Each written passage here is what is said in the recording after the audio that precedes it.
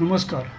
या काळामध्ये बाष्प कमी झालेलं असतं आणि त्यामुळे हवेला बऱ्यापैकी कोरडेपणा आलेला असतो आणि त्याचा परिणाम म्हणून त्वचा मोठ्या प्रमाणात कोरडी पडते आणि काही जणांच्या बाबतीत तर त्वचा कोरडी होऊन ती पांढरी दिसू लागते आणि त्याच्यावर जर ओरखडा उठला तर पांढरी रेघ त्याच्यावर उमटते.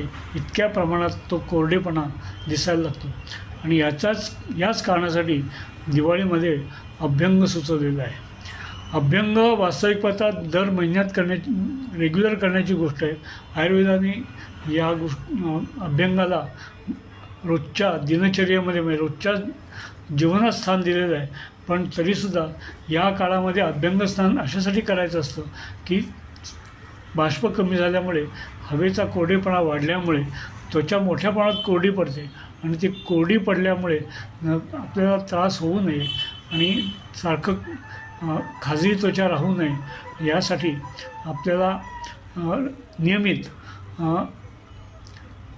अभ्यंग करायला पाहिजे. तिळाचं तेल किंवा खोबऱ्याचं तेल अंगाला आंघोळीपूर्वी लावून मग स्नान करायला हवं आणि हे स्नान करण्यापूर्वी किंवा त्याच्याबरोबर हे उठणं वापरायचं असतं. पूर्वी साबण नव्हते त्यावेळेस उठणं वापरलं जायचं आणि आजही ते उठणं हे साबणापेक्षाही अधिक गुणकारी आहे.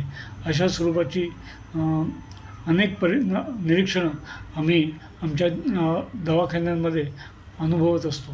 त्यामुळे या काळामध्ये अभ्यंगाचं महत्त्व मुद्दामून अशासाठी सांगितलं आहे कारण हवा कोरडी झाल्यामुळे नियमित अभ्यंग केल्यामुळे म्हणजे त्वचेला तेल लावल्यामुळे त्वचा कोरडी पडत नाही, ती मॉइस्ट राहते आणि त्यामुळे त्वचेचं आरोग्य सुधारतं आणि आपलंही आरोग्य सुधारण्यासाठी खूपच मदत त्यामुळे होते. आणि त्वचा मऊ राहिली की तो खरखरीतपणा राहत नाही आणि त्यामुळे चिडचिड आणि इरिटेशन जे राहतं ते नाहीसं होतं.